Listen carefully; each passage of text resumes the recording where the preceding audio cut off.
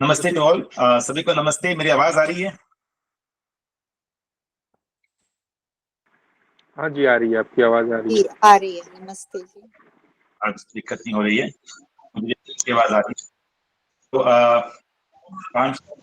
हम लोग आज समय पे ही चालू कर लेते हैं जी।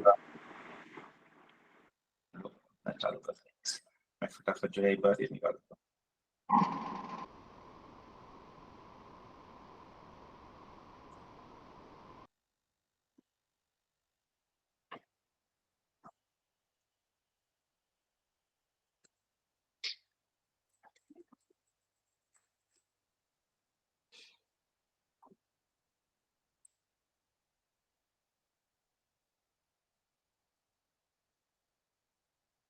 आइए हम लोग उस परम पिता परमात्मा से पहले प्रार्थना करते हैं और फिर आज की कक्षा को चालू करेंगे। ओम सहना भवतु सहनौ भुनक्तु सह वीर्यं करवावहै तेजस्विनावधीतमस्तु मा विद्विषावहै। ओम शांति शांति शांति। सर्वेभ्यो नमः। सभी को नमस्ते।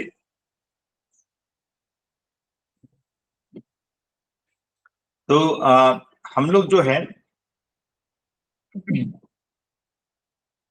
आज हम लोग का चौथा सत्र है।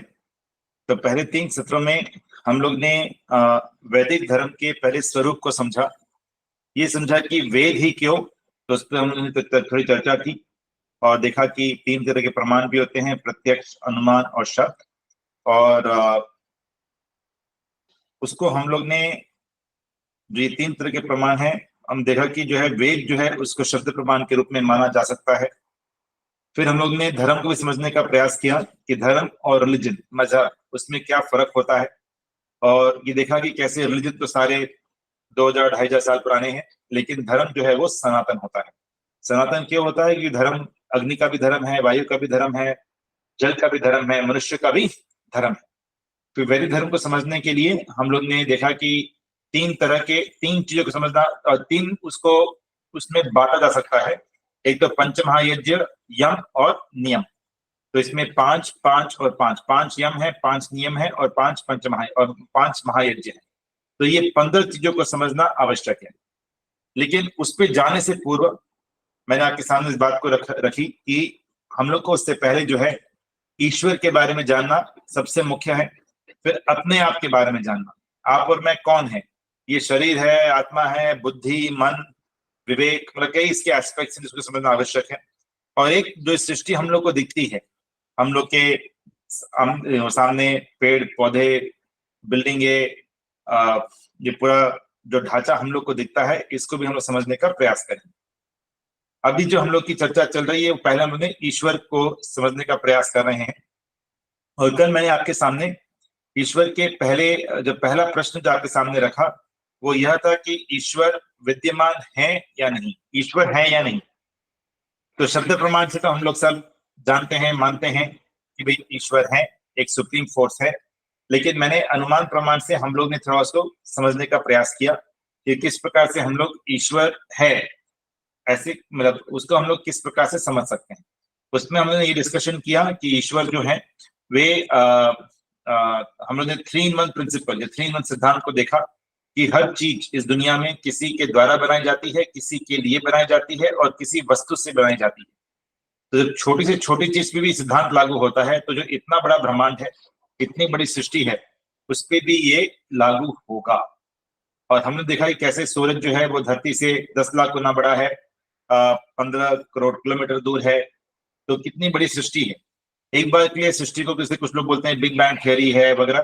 तो हम लोग ने ये भी देखा कि जो है हम लोग केवल आज के दिन जो शरीर हो रहे हैं, बच्चे पैदा होते हैं और बच्चे का शरीर बढ़ता है, बड़े होते हैं, ये सब तो अभी हो रहा है। और ये सब अपने आप नहीं हो सकता है, माता पिता बच्चे को नहीं बनाते हैं। बच्चा जो है जो हम लोग के शरीर में 1 लाख किलोमीटर की नस नाड़ियां हैं। तो ये सब जो हो रहा है, ये सब जो बन रहा है, हर दिन बन रहा है। तो ये इसको भी बनाने वाला कोई ना कोई सुप्रीम फोर्स, कोई ना कोई ईश्वर जरूर है। और वो ये जो बना रहा है, ये एक बार मैंने आपके सामने शब्द प्रमाण के रूप में रखा, ये 3 मंथ प्रिंसिपल को देखें तो ये आत्माओं के लिए बना रहा है, और ये पंच महाभूत जो है उनसे इसको बना रहा है। तो यहां तक जो है हम लोग ने कल चर्चा की। आज हम लोग थोड़ा और आगे बढ़ते हैं। उसमें भी किसी को कोई एक आध प्रश्न हो तो आप अनम्यूट करके एक बार पूछ सकते हैं।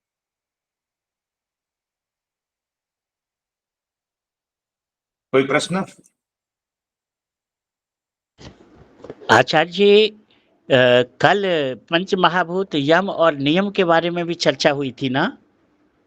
हाँ, मैंने केवल कहा था कि इनके नाम केवल बताए थे, लेकिन अच्छा, कोई विशेष चर्चा उस पर जो है कल मैंने नहीं की। ओके, ठीक है, ठीक। वो चर्चा जो है वो था कि पहले हम लोग ईश्वर, जीव और ये जो सृष्टि उसको समझेंगे, उसके बाद फिर हम लोग उस पर चर्चा करेंगे। ये हम लोग का उद्देश्य है, ठीक है। और कोई प्रश्न या और कोई कमेंट, ऑब्जर्वेशन आप जो शेयर करना चाहते हैं? नहीं तो हम लोग आगे बढ़ते हैं।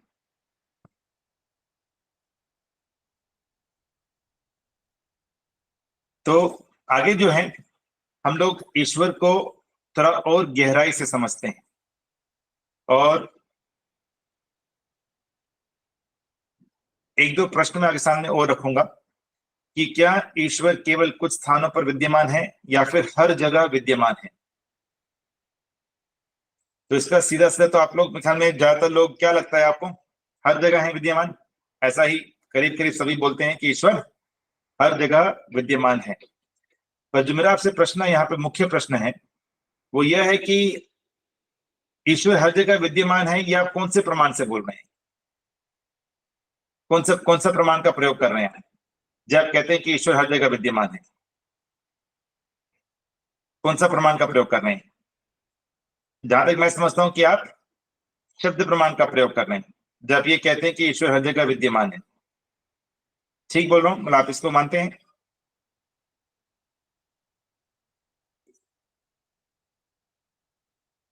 यदि कुछ जन या तो चैट के ऊपर या फिर अनम्यूट करके थोड़ा इस पे अपने विचार रखें तो हम लोग को डिस्कशन ओरिएंटेड ये क्लास चलेंगी। ईश्वर हर जगह विद्यमान है या केवल कुछ जगह पे रहते हैं? केवल मंदिर में ईश्वर रहते हैं, ईश्वर हर जगह है? क्या लगता है आपको?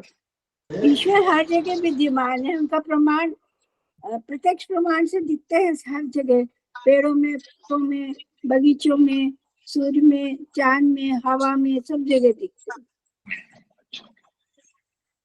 और कोई तरीके से आप इस चीज को, आपको एक थोड़ा अनुमान प्रमाण से एक बार थोड़ा इस बारे में विचार कीजिए कि ईश्वर जो है हर जगह, ईश्वर को विद्यमान रहने की आवश्यकता क्या है? मतलब ईश्वर केवल कुछ जगह क्यों नहीं रह सकते हैं? अनुमान प्रमाण से कोई रीजन सोचना हो, कोई उसका तर्क सोचना हो। शब्द प्रमाण से ईश्वर हर जगह है। जब लोग ईश्वर, ये जब लोग, जैसा आपने बताया कि भाई ये पेड़ पौधे, हवा, ये सब देखते हैं तो एक आभास सा होता है कि हाँ भी तो ठीक है, ईश्वर होंगे।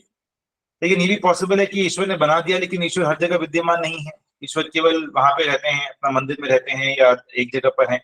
तो उसमें भी इतनी आपत्ति क्या है? एक कुम्हार ने घड़ा बनाया और वो घड़ा बना के वो घड़े के पास तो हमेशा नहीं रहता है, वो घड़ा भी किसी को बेच दिया, घड़ा अलग जगह पर है, ईश्वर अपना, कुम्हार अपने घर पे है। तो ईश्वर को, मतलब क्योंकि ईश्वर ने ये सब बनाया है इसलिए ईश्वर हर जगह है, ऐसा मतलब तर्क, मैं इसलिए ईश्वर हर जगह है, उसका मैं एक विपक्ष तर्क आपके सामने रख रहा हूं। तो आप किस प्रकार से इसको प्रूव करेंगे कि नहीं ठीक है, ईश्वर को हर जगह विद्यमान है? उसका एक और कुछ अनुमान प्रमाण से, यदि अपनी वहां से आप कुछ बता सकें, ईश्वर हर जगह क्यों है?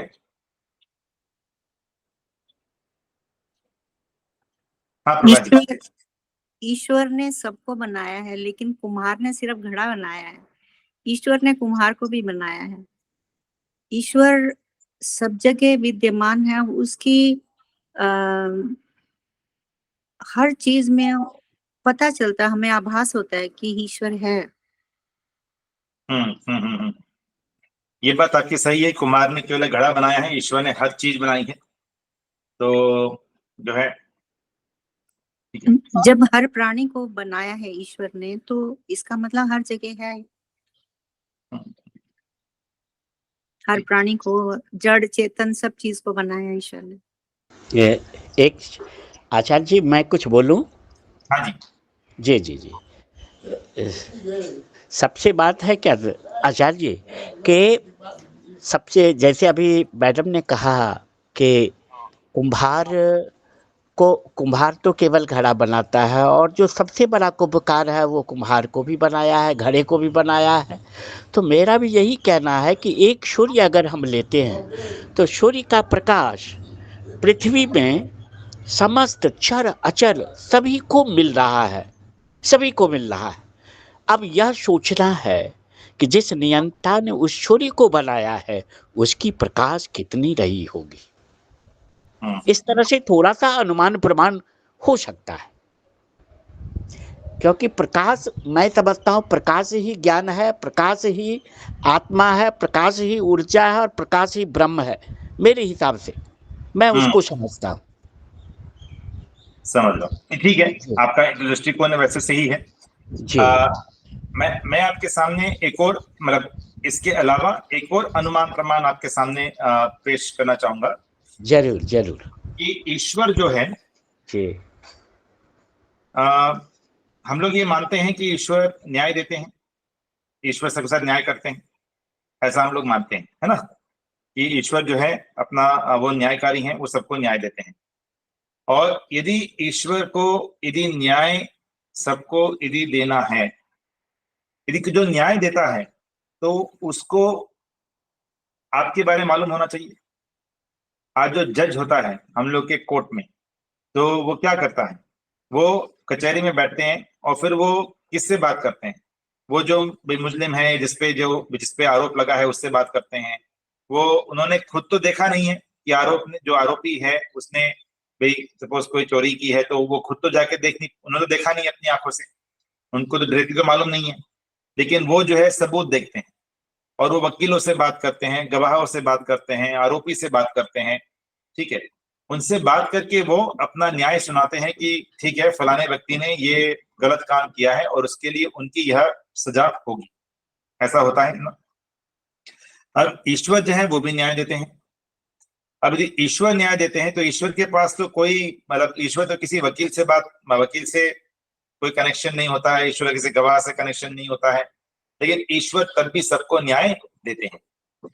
अब यहाँ पे ये बात सोचने की है कि यदि ईश्वर को सबको न्याय देना है तो ईश्वर को ये पूर्ण रूप से मालूम होना चाहिए कि आप और मैं क्या करते हैं, हम लोग 24 घंटे हम लोग क्या करते हैं, हम लोग के हर कर्म को, हम लोग की हर एक्टिविटी को, हम लोग की हर क्रिया को, वो ईश्वर को उसके बारे में मालूम होना चाहिए, तभी ईश्वर जो है न्याय कर सकते हैं। बिना जाने कि आप और मैंने क्या कर्म किया है, उसके बिना न्याय देना संभव नहीं है। तो एक अनुमान प्रमाण से हम लोग यहाँ पर चर्चा कर रहे हैं, तो इस दृष्टिकोण से हम लोग सोचते हैं तो कुछ हद तक हम लोग इसे कह सकते हैं कि इसलिए ईश्वर को हर जगह विद्यमान रहने की आवश्यकता है। ईश्वर केवल मात्र किसी मंदिर में, किसी एक जगह पे, किसी धर्म स्थान पे या किसी कैलाश पर्वत पर या केवल यहाँ वहां केवल एक दो जगह पे नहीं रह सकते। ईश्वर को हर जगह विद्यमान इसलिए रहने की आवश्यकता है क्योंकि वे सबको न्याय देते हैं। और यदि ईश्वर को हर जगह रहना है, हर जगह पे ईश्वर की विद्यमानता आवश्यक है, तो फिर ईश्वर जो है वे जगह ऑक्युपाई नहीं कर सकते। मतलब यदि कुछ चीज कुछ जगह पर है तो वो कुछ स्थान वहां का लेती है एक तरीके से। तो ईश्वर हर जगह यदि है तो हर जगह तो ईश्वर जो है, इसीलिए ईश्वर निराकार भी है। यदि ईश्वर साकार होते हैं तो ईश्वर हर जगह विद्यमान नहीं हो सकते। इस बात का शायद मानेंगे कंप्लीटली कि यदि साकार है तो हर जगह विद्यमान नहीं हो सकते, तो सारी जगह ईश्वर ही घेर लेंगे। तो इसीलिए जो है ईश्वर निराकार है और ईश्वर हर जगह पर विद्यमान रहते हैं। ये अपने आप में एक बहुत इंपॉर्टेंट कॉन्सेप्ट जो है, ये हम लोग को समझने की आवश्यकता है। मैं एक दो इसमें स्लाइड्स भी एक बार आपके सामने पेश कर देता हूं। तो जब मैंने कहा कि ईश्वर हम सभी को न्याय देते हैं हमारे कर्म के अनुसार, अच्छा और बुरा, ठीक है, और हम सभी इस बात को स्वीकार करते हैं, और न्याय देने के लिए उन्हें सब कुछ जानना होगा, और इसीलिए ईश्वर जो है वो हर जगह विद्यमान रहने की आवश्यकता है ताकि उन्हें सब कुछ पता चल सके।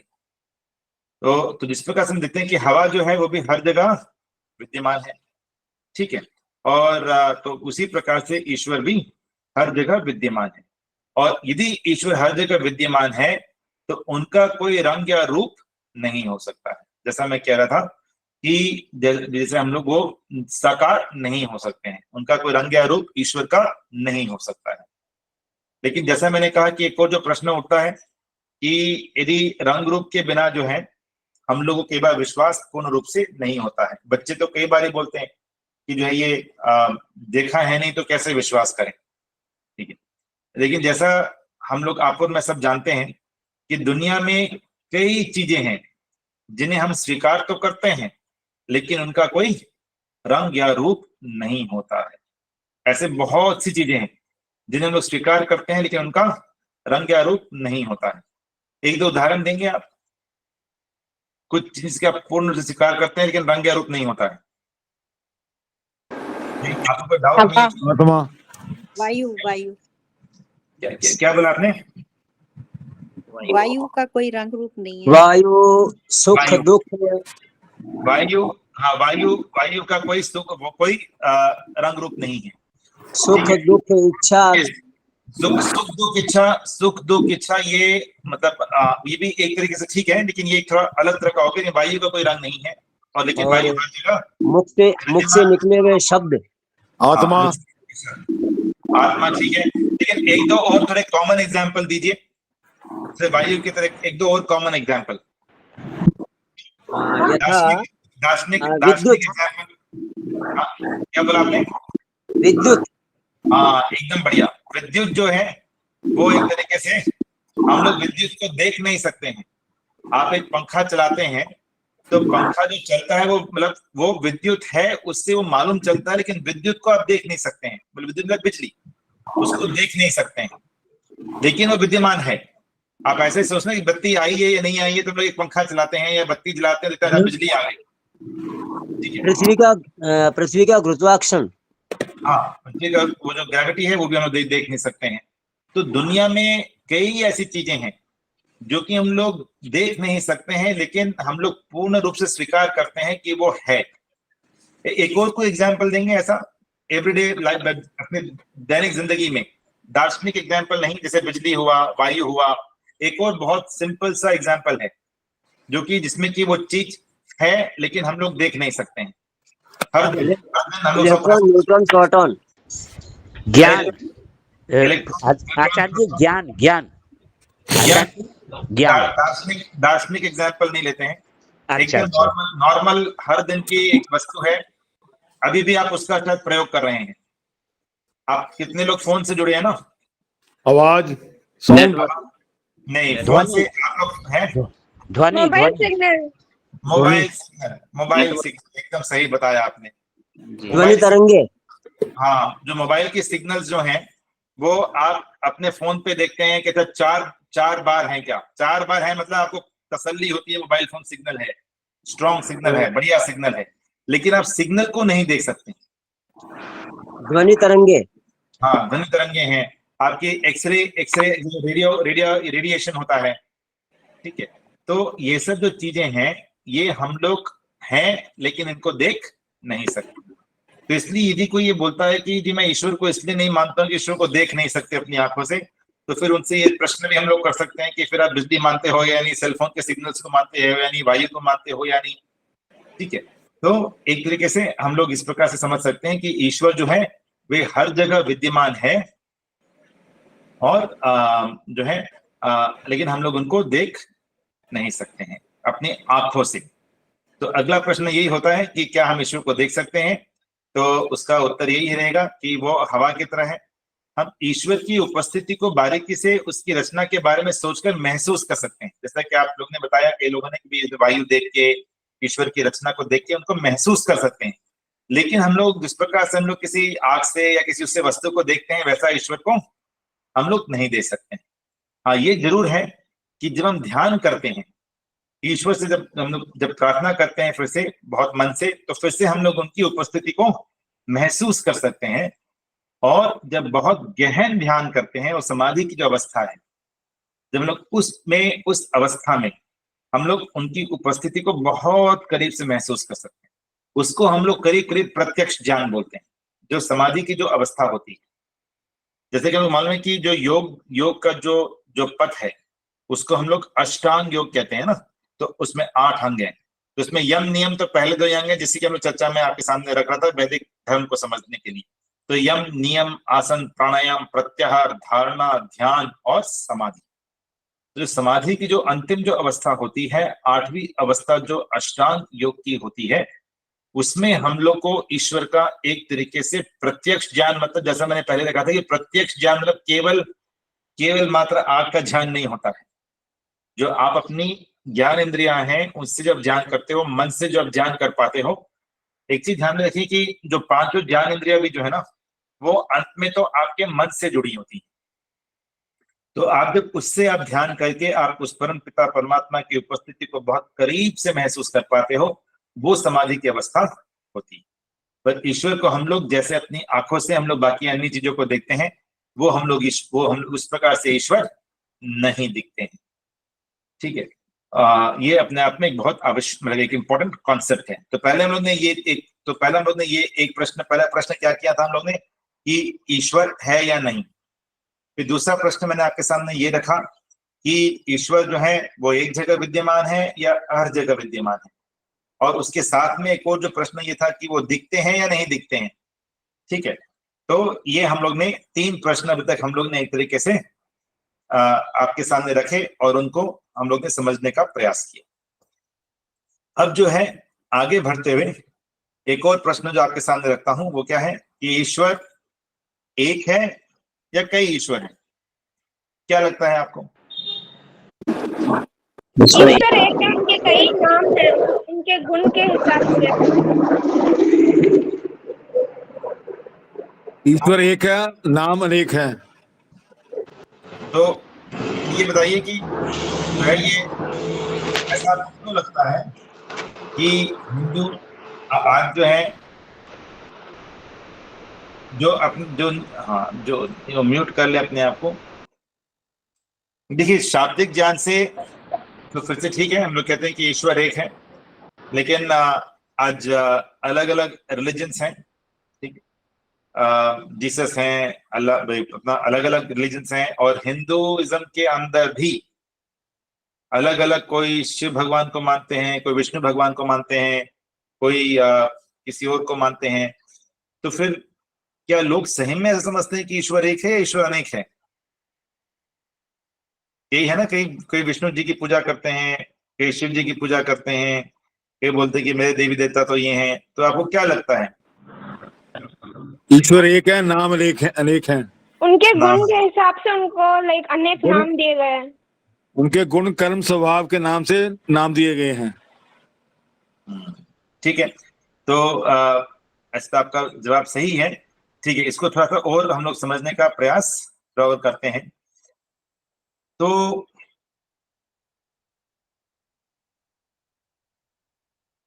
आपको भी क्या दिख रहा है आपके सामने? क्या दिख रहा है स्क्रीन पे? बहुत सारे अंधे लोग हैं, वे टच करके फाइंड आउट कर रहे हैं कि सामने कौन सा ऑब्जेक्ट है। तो जो है हम आपको जो है स्क्रीन पे क्या दिख रहा है कि एक बड़ा हाथी है। ठीक है, और जो है कुछ अंधे लोग हैं और उन्होंने कभी हाथी को देखा नहीं है। तो उनके सामने जो है एक हाथी को लाया गया और उनको कहा गया कि आप बताओ कि ये क्या है। तो हाथी को लाया गया उनके सामने और उन्होंने जो है ये आप देख सकते हैं ये 6 लोग हैं ये, और ये 6 लोग जो हैं ये हाथी को छू रहे हैं और ये हाथी को छूकर जो है ये समझने का प्रयास कर रहे हैं कि ये है क्या। तो इसमें से कुछ लोग जो हैं वो कोई हाथी के पेट को छू रहा है, कोई हाथी की पूंछ को छू रहा है। जो पूंछ को छू रहा है वो ऐसा समझ रहा है कि ये कोई रस्सी, कोई तो हाथी तो रस्सी जैसा लगता है। तो लोगों को ये दस्तनत दिए गए, लोग ने हाथी को छुआ, फिर उन्होंने बोला कि देखो मेरे को तो ये हाथी रस्सी जैसा लगता है। एक जन जो उसके आगे की ये ट्रंक को छू रहा था, उसको लगा कि ये तो सांप की तरह लगता है हाथी तो, ठीक है। कोई जो है उसके पैर को छू रहा था, उसको लगा कि ये तो हाथी जो है तो पेड़ के तने की तरह का है। तो इस कोई जो उसके पेट को छू रहा था, उसको लगा ये तो कोई एकदम मतलब दीवार की तरह है। तो हर व्यक्ति जो है वो जिसने उस हाथी के जिस भाग को छुआ, उसके हिसाब से जो है उसने उसकी एक परिकल्पना कर ली कि हाथी तो ऐसा होता है। तो लेकिन हम लोग को मालूम है कि ये हाथी जो है, ये हाथी तो एक ही है। और ये जो अलग अलग जो परिकल्पना हम लोग ने कर ली कि ये दीवार की तरह है, पूंछ की तरह है, आपके सांप की तरह है, ये हम लोग की एक परिकल्पना है, ठीक है। लेकिन हाथी तो एक ही है। तो उसी प्रकार से जैसा आप अभी थोड़ी देर पहले बता रहे थे कि ईश्वर के अनेक नाम हैं, ठीक है। जो लोग कई नाम जो सुनते हैं, ब्रह्मा विष्णु महेश सरस्वती, आप अपना को म्यूट पे कर लें ताकि बैकग्राउंड वॉइस जो है थोड़ी डिस्टर्ब कर रही है सबको। कृपया म्यूट पे कर लें अपने आप को जो नहीं रही। तो ईश्वर के अनेकों नाम हम लोग सुनते हैं।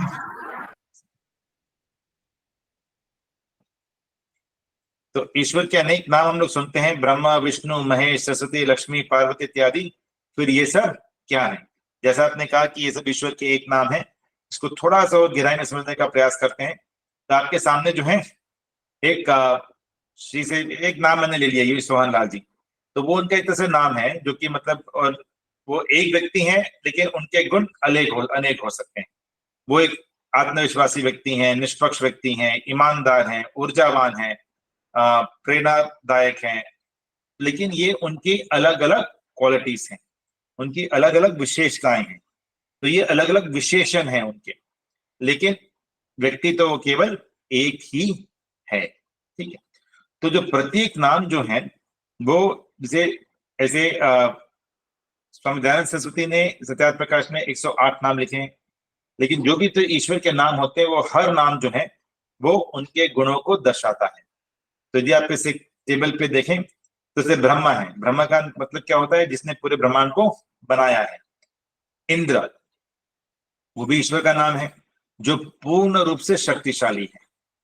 फिर विष्णु, जो हर जगह विद्यमान अथवा मौजूद है।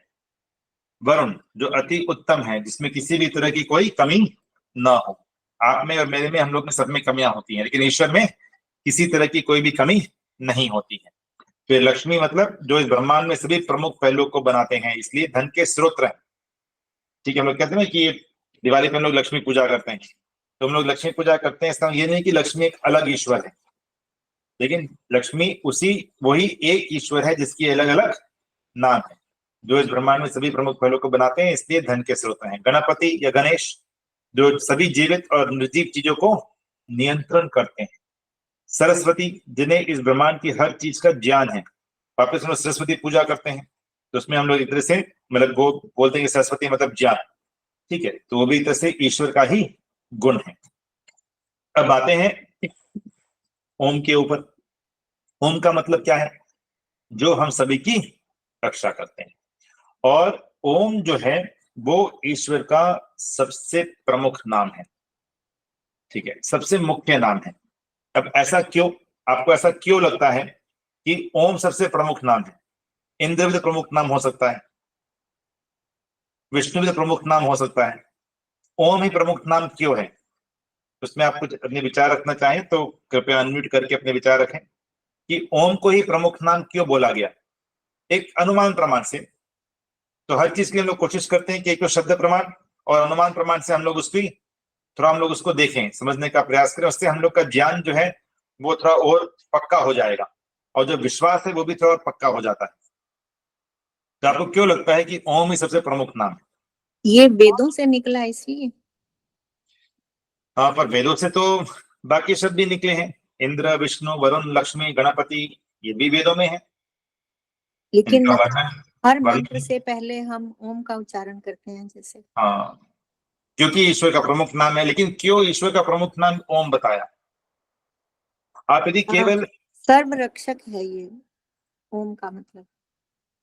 हाँ, और यदि आप इस केवल अर्थों को आप ध्यान से देखें, ठीक है, ये तो अव्यय शब्द है, ये अव्यय शब्द है, इसमें किसी भी प्रकार का विकार नहीं हो सकता है। इसमें ये जो लिंग वचन विभक्ति वगैरह कुछ नहीं होते इसमें। ये बात भी सही है आपकी, कि वो बात सही है। एक और जो दृष्टिकोण इसमें यह है कि यदि आप यहाँ पे जो मैंने केवल कुछ नाम दिए हैं, ब्रह्मा, इंद्र, विष्णु, वरुण, लक्ष्मी, गणपति, गणेश, सरस्वती, और भी कई नाम हैं, पर जो आप यदि इनके अर्थों को देखें ध्यान से और आप ओम के अर्थ को देखें, तो ओम का जो अर्थ है कि वो कि ईश्वर जो कि हर सभी जनों की हर तरीके से जो रक्षा करता है, सर्वरक्षक है। बाकी जो शब्दों के, बाकी जो उनके गुणों के जो अर्थ है, वो एक तरीके से इसमें समावेश है। यदि वो शक्तिशाली है तो आपकी रक्षा ही हो रही ना उससे। यदि वो हर जगह विद्यमान अथवा मौजूद है, विष्णु है, तो वो भी उससे आपकी रक्षा हो रही है। यदि वो अति उत्तम है, उसमें कोई कमी नहीं है, तो उससे भी वो अच्छी तरह से हमारी रक्षा कर सकते हैं। यदि वे धन के और सारे वैभव के स्रोत रहे, उससे भी हमारी रक्षा हो सकती है, कि तभी वो हमको दे पाएंगे। यदि उनमें क्योंकि उनमें सारा ज्ञान है, इसलिए फिर से वो हमारी रक्षा कर पाते हैं। यदि वो सब चीज का नियंत्रण करते हैं, इसलिए हमारी रक्षा कर पाते हैं। क्योंकि इनमें हर चीज का ज्ञान फिर से है, इसलिए हमारी रक्षा कर पाते हैं। तो जो ओम का जो अर्थ है कि वो ईश्वर जो है, परम पिता परमात्मा जो है, वो सर्वरक्षक हैं।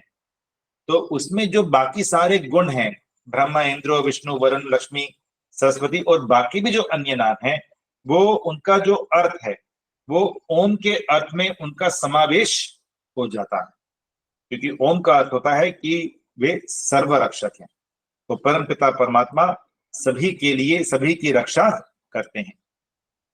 इसलिए ईश्वर का जो प्राथमिक या मुख्य नाम जो है, वो ओम के रूप में उसको कहा गया है। बाकी भी जो आपने बताया, जैसे कि भी इसका कोई लिंग नहीं है, और ये शब्द जो है अपने आप में ये एक तरह से अटूट शब्द है, वो भी डेफिनेटली है। मैं केवल आपके सामने एक और अनुमान प्रमाण से या एक अलग प्रमाण से भी उसको आपके सामने मैंने रखने का प्रयास किया है कि ओम ही मुख्य नाम क्यों है। तो निष्कर्ष के रूप में देखें तो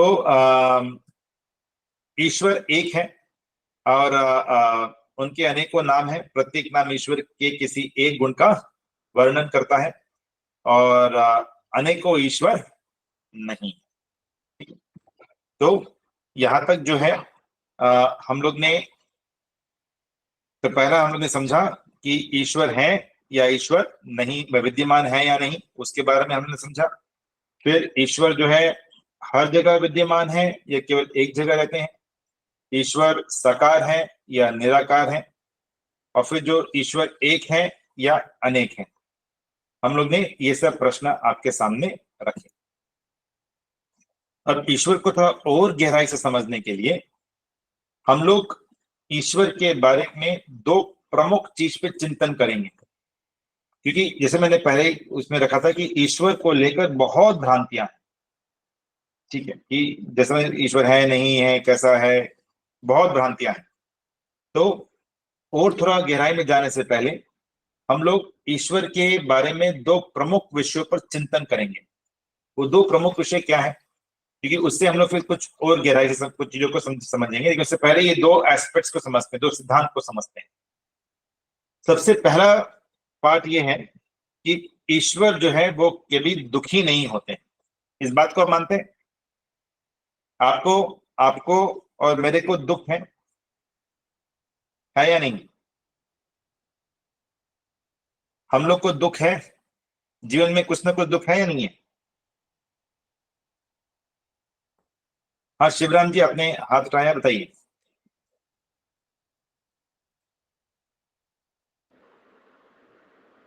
मैं शिवराम जाजोरिया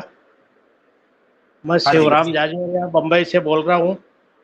हाँ जी, आप सभी परमात्मा प्रेमियों को हार्दिक वंदन करना हूँ। आप सभी के अंदर सर्वशक्तिमान उस परमात्मा का अंश है, उसी को वंदन करता हूँ। और मैं चाहता हूँ कि परमात्मा को जानने से पहले हर आदमी अपने आप को पहले जान ले, तो रास्ता आराम से मिलेगा। और अपने आप जानने के लिए अपना विचार उस तरफ जाना चाहिए कि मैं कौन हूँ, कहाँ से आया हूँ, और हमें परमात्मा से जुड़ना है तो ये पहले समझना पड़ेगा। हाँ सर, आपकी बात हम सही है कि हम लोग को पहले अपने आप को समझना पड़ेगा। तो जैसे पर मैं अभी जो मैं एक प्रश्न जो मैं आपके सामने रख रहा था कि हम लोग के जीवन में दुख है या नहीं है? सबके जीवन में दुख है? हाँ निशा जी। जी हाँ, सभी के जीवन में दुख है, हर जीवात्मा हाँ के जीवन में दुख है। तो दुख जो है, दुख मतलब क्या होता है?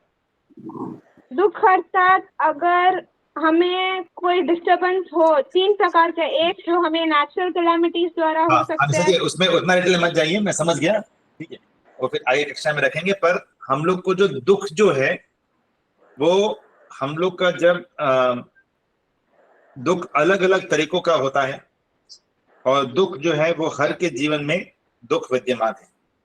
बल्कि दर्शन में ये बात रखी गई है कि कोपी कुत्रापि ना सुखिना, कोई भी पूर्ण रूप से सुखी नहीं है।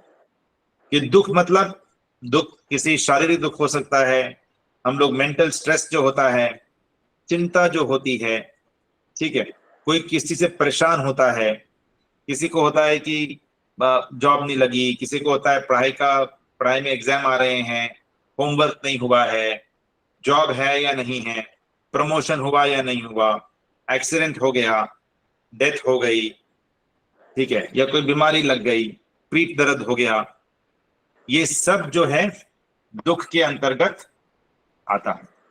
तो हम लोग को जीवन में जो मनुष्य हम लोग भी जो हैं, हम लोग के सब के जीवन में दुख अवश्य में रहता ही रहता है, ठीक है, उसमें कोई डाउट नहीं है, ठीक है। अन्य प्राणी भी, जो केवल मनुष्य ही नहीं, यदि आप खाना खाते हैं ना, जब खाना खाते हैं उससे पहले भूख लगती है, प्यास लगती है, जब प्यास लगती है तब थोड़ा सा अनकंफर्टेबल लगता है, इसलिए हम लोग जाके एक ग्लास पानी का पीते हैं, वो भी अपने आप में दुख है, ठीक है।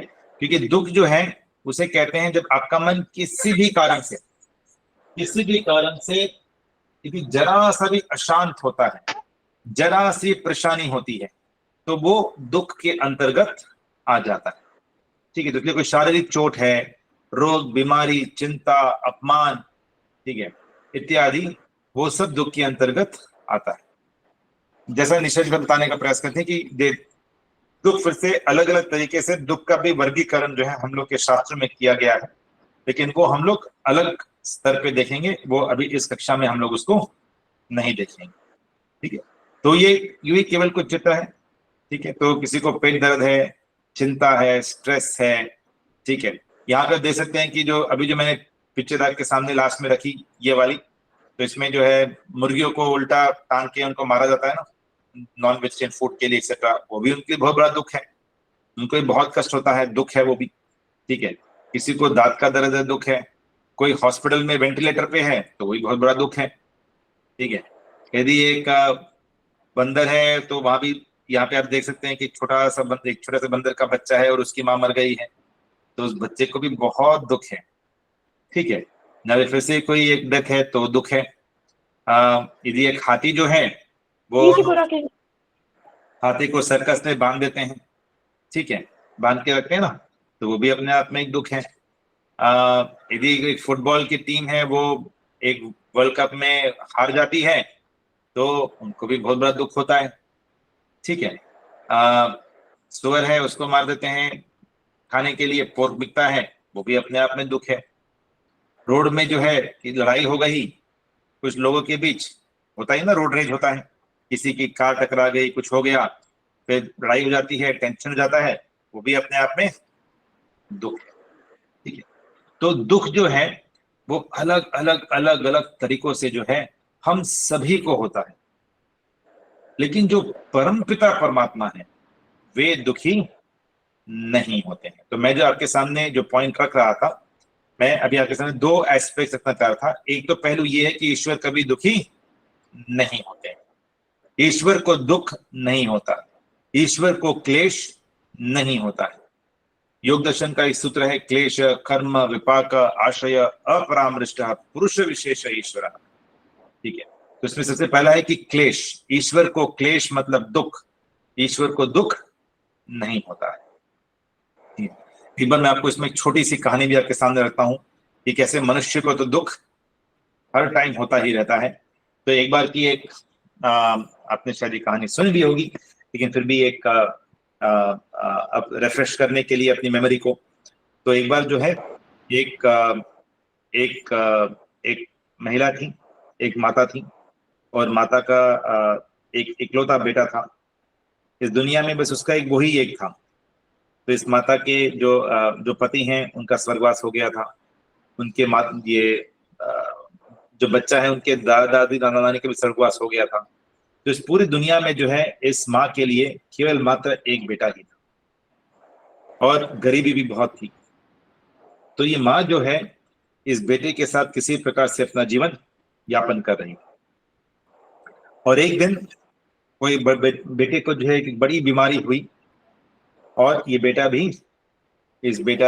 का भी स्वर्गवास हो गया और माँ बहुत अत्यंत दुखी हो गई, स्वाभाविक है, और बहुत ज्यादा मन से एकदम उसने जीवन के प्रति अपनी सारी आशाएं की किरणें समाप्त हो गई, बहुत ही दुखी हो गई।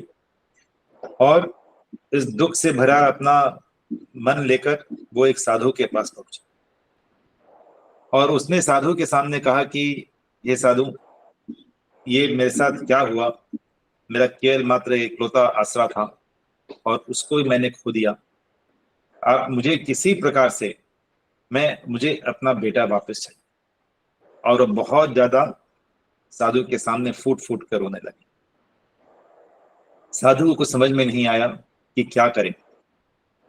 फिर साधु ने एक बात उस महिला को बोली, उसने कहा, बहन, मैं जो है तुम्हारे लिए एक शर्त पे इस बेटे को मैं जिंदा कर सकता हूं वापस, एक शर्त है। उसकी आंखों में एक किरण जाग उठी, उसको लगा कि कहीं कुछ ना कुछ तो साधु ऐसा बताएंगे कि मैं इस बेटे को जो है मैं वापस, बेटा मेरे पास आ जाएगा तो बहुत बड़ा काम हो जाएगा। तो उसने कहा, आप बोलिए, मैं आसमान से तारे तोड़ के ले आऊंगी, आप बताइए मुझे क्या करना है, मैं इस बेटे को जो, जिससे ये आप मेरे को इस बेटे को आप वापस जो है इसको जिंदा कर सकते। तो साधु ने उस महिला को बोला, माता को बोला कि माते, एक काम कर कि तू जो है इस पूरे गांव में से किसी भी एक घर से मुझे एक चावल का दाना ला दे, जिस घर में जो है कोई भी मृत्यु कभी ना हुई। तो माता को लगा ये तो हो जाना चाहिए, इतने घर हैं इस गांव में, ठीक है। तो वो माता जो है बोली, ठीक है स्वामी जी, ये मैं किसी प्रकार से लेके आती। और वो बहुत आशा के साथ वो गांव के हर घर पर जाने लगी और खटखटाने लगी। और वो खटखटाते हुए हर जन से पूछने लगी कि यहाँ पे कभी कोई मृत्यु हुई है क्या, आपके किसी सगे संबंधी की मृत्यु हुई है क्या। ऐसा वो हर घर में जा के खटखटाने लगी। और आप इस बात को गेस कर सकते हैं, समझ सकते हैं कि वो माता जो है बहुत आशा के साथ हर घर पे खटखटाती रही। और हर घर पे खटखटाते हुए पूरा दिन बीत गया, सारे घर उसने कवर किए, ठीक है, लेकिन उसको एक भी ऐसा घर नहीं मिला जहां पे कोई मृत्यु नहीं हुई। तो माता वापस रात तक उस साधु के पास आई और बोला, हे साधु, मैं तो सोची कि कहीं ना कहीं मिल जाएगा, लेकिन कोई भी ऐसा घर नहीं मिला। तो साधु ने उस माता को ये समझाते हुए बोला कि मैं तुमको यही समझाना चाह रहा था कि दुख जो है वो हर किसी के जीवन में, ठीक है, ये स्ट्रेस, चिंता, मान, अपमान, ये हर किसी के जीवन में है, मृत्यु हर किसी के जीवन में है। तो इसलिए जैसा मैंने कहा, लेकिन कि वो परमपिता परमात्मा लेकिन जो होता है उनके जीवन में कोई भी किसी भी प्रकार का दुख नहीं होता। तो ये एक पहला पहलू है जिसको कि हम लोग को समझना बहुत आवश्यक है। इससे संबंधित कुछ आगे की बातें हैं जिससे कि हम लोग ईश्वर के सही स्वरूप को समझ पाएंगे, क्योंकि ईश्वर की लेकर बहुत भ्रांतियां हैं। तो इस बात से आप अग्री करें कि ईश्वर के जीवन में कोई दुख नहीं। अभी दूसरा पहलू जो है वो यह मैं है। कुछ कहना चाहूँ, हाँ कुछ कहना चाहूँ। हाँ जी बताइए। जी, मैं ऐसे ही मन में आ गया कि वैसे तो हम ईश्वर को अपना माँ बाप समझते हैं। हाँ जी। जब बच्चे को तकलीफ होती है तो माँ बाप को दुख होता है, तो ईश्वर को दुख क्यों नहीं होता हमारे दुख होने से? हमारे दुखी होने से ईश्वर दुखी कैसे नहीं होगा जब हमारे बच्चे को तकलीफ होती है और हमें दुख होता है? तो आप ये किस प्रमाण से बोलते हैं कि ईश्वर को दुख नहीं होता है? मतलब आपने जैसे ईश्वर दुखी नहीं होते हैं, लेकिन ईश्वर को मतलब मन में ऐसा तो लगता ही है कि भाई ये दुख हो गया, लेकिन ऐसा लेकिन वो खुद जो है एक तरीके से अंदर से वैसे दुखी नहीं होते हैं। यही तो मैं कहना चाहती थी कि ईश्वर दुखी तो होते हैं, इसका मतलब दुखी होते हैं। मतलब देखिए, एक डॉक्टर होता है ना, एक डॉक्टर होता है जी। वो व्यक्ति का इलाज करता है। आईसीयू का एक स्पेशलिस्ट है, तो उसके यहाँ पे आईसीयू में हर दिन जो है क्रिटिकल पेशेंट्स आते हैं, ठीक है।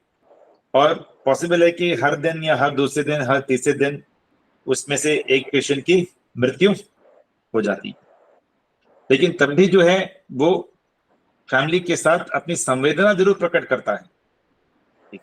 लेकिन जो है वो अंदर से जिस प्रकार से जो मृत्यु होती है उसके सगे संबंधी जैसे दुखी होते हैं, वैसा तो डॉक्टर दुखी नहीं होता है। नहीं, इसलिए कि उसका डायरेक्ट कनेक्शन नहीं होता, उसका डायरेक्ट कनेक्शन नहीं होता, इसलिए वो दुखी नहीं होता। अगर वो अपने बच्चे का इलाज वो खुद नहीं करता, इसलिए वो किसी दूसरे से कराता है कि मतलब उसको खुद कष्ट ना हो कि उसका बच्चा उसके हाथ से चला जाए अगर। तो देखिए, तो मैं आपकी बात समझ रहा हूँ। देखिए, उसमें भी ऐसा है ना, ऐसा नहीं है कि वो डॉक्टर को कुछ दुख वैसे, मतलब वो उसको जब करता है तो उसको तो लगता है कि देखो मैं इस पेशेंट को नहीं बचा पाया, उस हद तक तो उसको भी थोड़ा लगता है मन में, लेकिन वो उस प्रकार से उससे इमोशनली वो नहीं होता जिस प्रकार से उसके रिलेटिव्स होते हैं। तो ईश्वर जो है वो उस प्रकार से दुखी नहीं होता है। ये शब्द प्रमाण से है और कुछ हद तक अनुमान प्रमाण से कर सकते हैं, लेकिन ओवरऑल ईश्वर दुखी नहीं होता है। मैं आपकी बात समझ रहा हूं, लेकिन जो है कि इसका मतलब क्या ईश्वर दयालु नहीं है क्या? आप ऐसा भी बोल सकते हैं। यदि ईश्वर दुखी नहीं, हम लोग के कष्टों को देखकर ईश्वर दुखी नहीं होते हैं, तो इसका मतलब क्या ईश्वर दयालु नहीं है? ठीक है, तो इसको वो दृष्टिकोण भी रखा जा सकता है। पर यहाँ पे हम लोग को दुख को इसी प्रकार समझना होगा जिस प्रकार से हम लोग को टेंशन होती है, हम लोग को स्ट्रेस होता है, हम लोग को और जो परेशानियां होती हैं, वो ईश्वर जो है उन सबसे ऊपर है। तो ईश्वर को उस तरह का दुख नहीं होता है। ये हम लोग को शब्द प्रमाण से ही ज्यादा समझना पड़ेगा और कुछ हद तक अनुमान प्रमाण से, लेकिन ज्यादा शब्द प्रमाण पे इसका शब्द प्रमाण से इस बात को हम लोग को एक्सेप्ट एक तरीके से करना होगा। तो ईश्वर जो है, तो मैंने तो ईश्वर के दो पहलू यहाँ पे रखने का प्रयास किया। एक तो ईश्वर दुखी नहीं होते, और दूसरा जो योग दर्शन में भी आता है, जो मैंने आपके सामने डेफिनेशन रखा था, क्लेश कर्म विपाक आश्रय अपरामृष्ट पुरुष विशेष ईश्वर। उसका जो दूसरा भाग पार्ट ये है कि ईश्वर जो है वे कर्म नहीं करते, ऐसा बोलते हैं। ईश्वर जो है वो वे कर्म से अलग हैं, कर्म नहीं करते हैं, ऐसा शास्त्र बोलता है। इस बात से आप अग्री करेंगे?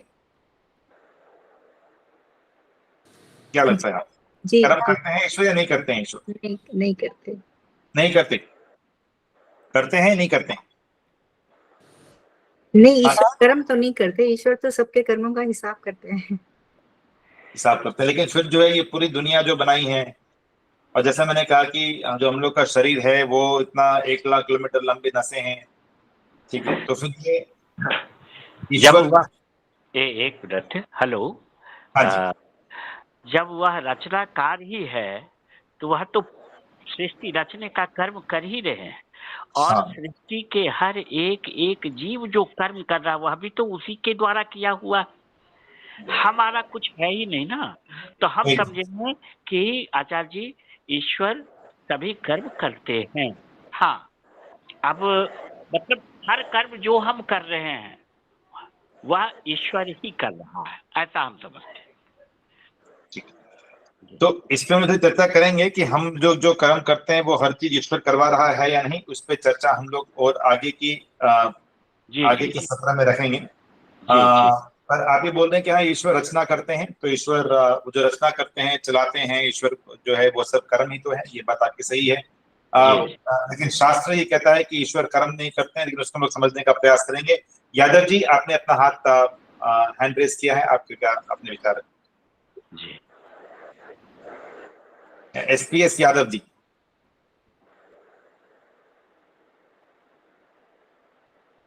ठीक, तो जो है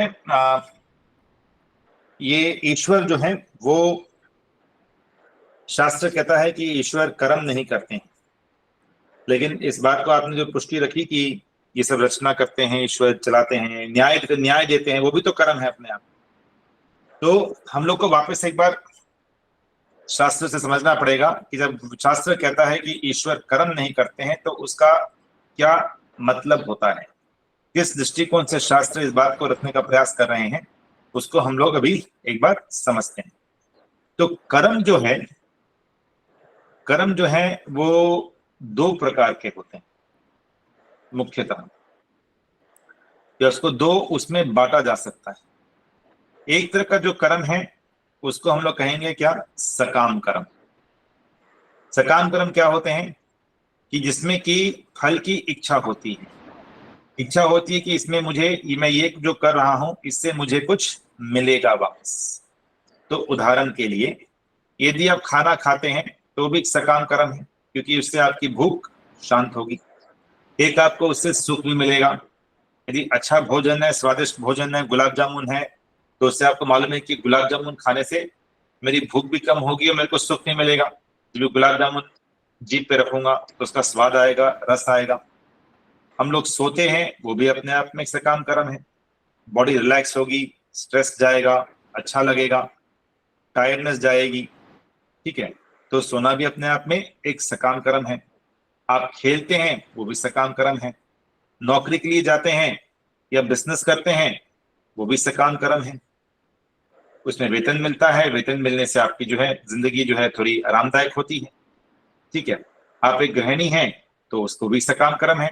आप सब लोग जो ख्याल रखते हैं उससे भी जो एक अच्छा लगता है, सुख आता है। कोई पढ़ाई करता है, वो भी सकाम कर्म है।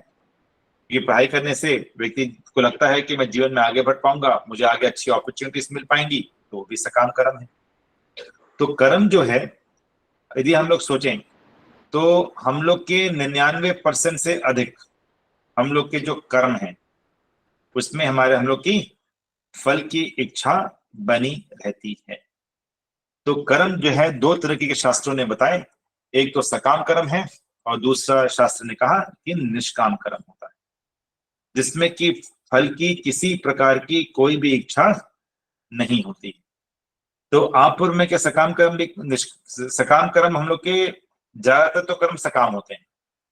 एक आध कभी कभार कोई निष्काम कर्म हो जाता है। जैसे उदाहरण के लिए किसी अंधे व्यक्ति को आपने सड़क पार करवा दी, तो वहां पे एक तरीके से आप उस अंधे व्यक्ति से कुछ अलग से एक्सपेक्ट नहीं कर रहे हो कि अंधा व्यक्ति अब आपको कोई मदद करेगा आगे, ऐसा कोई आपकी एक्सपेक्टेशन नहीं है। आपने वो एक व्यक्ति को रोड पार करवा दी और आप अपने रास्ते चले गए, वो अपने रास्ता चले गए। आपको आगे जाके ऐसा कोई दिमाग में नहीं है कि अच्छा मैंने फलाना व्यक्ति को उस दिन सड़क पार करवाई थी, वो व्यक्ति भी मेरे लिए कुछ करेगा। हाँ, आप अपने दोस्त के लिए हो सकता है कि कुछ आप हेल्प करें, ताकि मन में ये भावना जरूर रह सकती है कि जो है मैंने इस व्यक्ति की सहायता की थी, मेरा दोस्त है, मैंने उसकी सहायता की थी, और जब मुझे भी जब जरूरत पड़ेगी तब मेरे को ये सहायता वापस करेंगे, ऐसा आप सोच सकते हैं। तो इसलिए सहायता करके भी हम लोग सकाम कर्म हो सकता है, लेकिन कुछ हद तक निष्काम कर्म जो है वो एक आध हम लोग भी कर लेते हैं, ठीक है। लेकिन पूर्ण रूप से निष्काम कर्म कर पाना अति मुश्किल है, असंभव नहीं, ठीक है। अति मुश्किल तो है पर असंभव नहीं है, ठीक है। अब वो जो परम पिता परमात्मा है वो जो है कभी भी कोई सकाम कर्म नहीं करते। जैसा मैंने कहा, जो शास्त्र कहते हैं कि ईश्वर सकाम कर्म नहीं करते हैं, तो उसका तात्पर्य कर्म नहीं करते हैं, तो उसका तात्पर्य यहाँ पर यह है कि ईश्वर सकाम कर्म नहीं करते। तो जब ईश्वर से किसी चीज की रचना करते हैं, सृष्टि बनाते हैं, तो ईश्वर जो है ईश्वर की उसमें कहीं कोई एक्सपेक्टेशन नहीं है। ईश्वर की एक्सपेक्टेशन कैसे होगी, आप सोचिए इसके बारे में, क्योंकि ईश्वर जो है, ईश्वर के पास तो सब कुछ विद्यमान है, तो ईश्वर की कोई एक्सपेक्टेशन नहीं है जैसे आप और मेरी एक्सपेक्टेशंस होती हैं। तो हम लोग ज्यादातर सकाम कर्म करते हैं, परम पिता परमात्मा केवल मात्र निष्काम कर्म ही करते हैं। तो ये दो पहलू जो हैं, ईश्वर को कोई दुख नहीं है और ईश्वर कोई भी कर्म नहीं करते हैं। कर्म मतलब यहाँ पर सकाम कर्म हम लोग को लेना चाहिए कि ईश्वर कोई भी सकाम कर्म नहीं करते हैं, ईश्वर केवल निष्काम कर्म करते हैं। और जो सकाम कर्म का अर्थ, जैसा मैंने कहा, खाना भी सकाम कर्म है, खेलना भी सकाम कर्म है, सोना भी सकाम कर्म है, ठीक है। तो हम लोग के 99% से अधिक हम लोग के जो कर्म होते हैं, दैनिक कर्म होते हैं, उन सब के पीछे कुछ न कुछ एक्सपेक्टेशन, कुछ न कुछ इच्छाओं की पूर्ति, कुछ न कुछ उद्देश्य, वो हम लोग के उसके पीछे डेफिनेटली बना रहता है, ठीक है। और ईश्वर लेकिन जो है, उनकी कोई एक्सपेक्टेशन नहीं है, उनको कोई देने वाला नहीं है, उनको कोई, उनसे ऊपर कुछ है ही नहीं, तो उनको कोई देगा भी कौन, ठीक है। तो ये हम लोग को समझना आवश्यक है। तो मैं यहाँ पर जो है आगे स्लाइड्स, जो अगला जो विषय है वो मैं अगली कक्षा में लूंगा। यदि अभी 2-3 मिनट हैं, यदि कुछ प्रश्न हो आपके तो हम उसको ले सकते हैं, तो फिर आज की कक्षा यहाँ पे समाप्त करेंगे।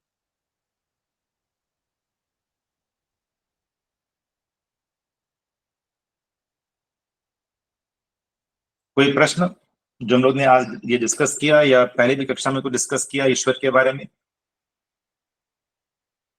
या आपका कोई ऑब्जर्वेशन हो, कुछ टिप्पणी हो तो आप कर सकते हैं। आचार्य जी सादर नमस्ते, आर्य कमल धवन बोल रहा हूँ। नमस्ते। हाँ आचार्य जी, प्रवचन में आर्य समाज में ही मैंने सुना था कि 3 योनियाँ हैं, एक तो है भोग योनि, एक है कर्म और भोग योनि, और एक है कर्म योनि। तो ईश्वर को कर्म योनि में रखा था उन्होंने, विद्वान जो बोल रहे थे, और मनुष्य है वो भोग और कर्म दोनों करता है, और बाकी जो जीव जंतु पशु पक्षी इत्यादि जो भी हैं, भूचर इत्यादि, वो भोग योनि में माने गए। तो इस आधार पे आप थोड़ा सा बताएं। देखिए, ये तो ठीक है कि एक अपनी भोग योनि है और मनुष्य जो है वो कर्म और भोग दोनों जी, और ईश्वर को कर्म योनि माना है सिर्फ। देखिए, वो पेड़ का जो सिद्धांत है उसमें भी यही बताते हैं, जो 2 पक्षी है, एक देख रहा है, उसका भी उन्होंने थोड़ा सा वो दिया था, कोट किया था जी। जो एक चित्र हम हाँ देखते हैं पक्षी का, कि एक खा रहा है और एक उसको वॉच कर रहा है, और प्रकृति है जो ईश्वर जी प्रकृति का उसमें बताते हैं जैसे जी। ईश्वर जो है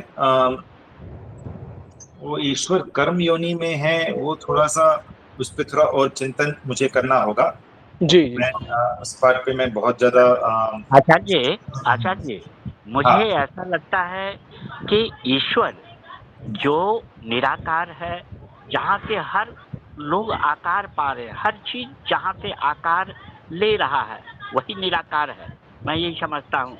और ईश्वर तो अयोनिज होना चाहिए, उसको तो योनि के अंतर्गत रखा ही नहीं जा सकता, न कर्म योनि न भोग योनि, वह इन सब चीजों में लिप्त होता ही नहीं है, होता ही नहीं है। ये बात सही है। तो मुझे ऐसा लगता है आर्य कमल जी कि जो है इसको थोड़ा सा उन विद्वान के दृष्टिकोण को थोड़ा सा और समझना होगा जी जी। इसके संदर्भ में इस बात को रखी है। सही है जी। ईश्वर जो है वो योनि में ईश्वर का कोई कनेक्शन ऐसा मुझे नहीं लगता जी। ठीक है। हाँ, वैसे हम पढ़ते भी तो इसी प्रकार का है कि ईश्वर सृष्टि करता है, सृष्टि की उत्पत्ति इत्यादि, और जो हमने दूसरे नियम में आख्यान करते हैं हम अपने नियमों में, वो सारे तो हैं ही उनके गुण कर्म स्वभाव इत्यादि, और तो उससे भी उन चीज़ों की पुष्टि हो ही जाती है। खैर, आप और विशेष ढंग से आप बता पाएंगे, ऐसी आशा से मैं अपनी बात को यहीं तक रखता हूँ जी। आचार्य जी, नहीं, वो बात आपकी सही है कि जो है लेकिन जैसे ईश्वर कर्म तो करते हैं, लेकिन जैसा मैंने कहा कि वो केवल निष्काम कर्म करते हैं, उसमें कोई हाँ, एक्सपेक्टेशन वो बिल्कुल ठीक है कि ईश्वर को कुछ नहीं चाहिए किसी से और किसी भी ढंग से। तो हाँ, अगला और अगली कक्षा मनुष्य में को ही चाहिए, मनुष्य को मनुष्य चाहिए। और इत्यादि जो भी और जो भोग योनि के हैं उन्हीं को ही चाहिए जो चाहिए। कर्म, हाँ, सारा कर्म फल सिद्धांत इत्यादि बहुत कुछ है आपके हमारे पास। सही है आचार्य जी, फिर आगे इसका आप अच्छे से और बताइएगा। आगे जी, करेंगे। और इसका बहुत, अगला जो प्रश्न हाँ आपके जी, सामने अगले कक्षा में यही रखेंगे कि हाँ जब जी, ईश्वर को कुछ अपेक्षा ही नहीं है, तो जी, फिर जी, हम जी, लोग को ईश्वर की प्रार्थना करने की आवश्यकता क्या है? क्योंकि हाँ, यह वो, बोलते हैं कि ईश्वर हाँ, वो हम लोग अगली कक्षा में देखेंगे। तो वो ये प्रश्न वो, अगली कक्षा में जी, रखेंगे और इसको समझने का प्रयास करेंगे। जी, ठीक है? बहुत सुंदर जी, सही है। आज के लिए हम लोग यहाँ पे अपनी कक्षा को विराम देंगे। हम लोग जी, ग्रुप में एक बार डालेंगे। मैं कल जो है हाँ जी, शायद कक्षा नहीं ले पाऊंगा। जी, ऐसे फ्राइडे सैटरडे रखा था हम लोग ने, पर कल कक्षा मैं थोड़ी नहीं दे पाऊंगा। और तो कुछ जो डेट्स जो हैं वो ग्रुप के ऊपर आपको इंटीमेट करेंगे। ठीक है? तो बाकी हम लोग जो है फिर से मिलेंगे। ठीक है जी। सभी को नमस्ते और अपने आपके समय देने के लिए आपका धन्यवाद। और आशा है कि जी, आपका धन्यवाद। आपको नमस्ते। जो है कुछ इन सब विषयों पर कुछ आपको दृष्टिकोण मिला होगा। और फिर से हम लोग मिलते हैं। धन्यवाद। नमस्ते। आप कक्षा समाप्त हो चुकी है, कृपया सभी लीव कर दें टिक करके। नमस्ते और धन्यवाद आचार्य जी, नमस्ते जी, धन्यवाद। कक्षा के लिए।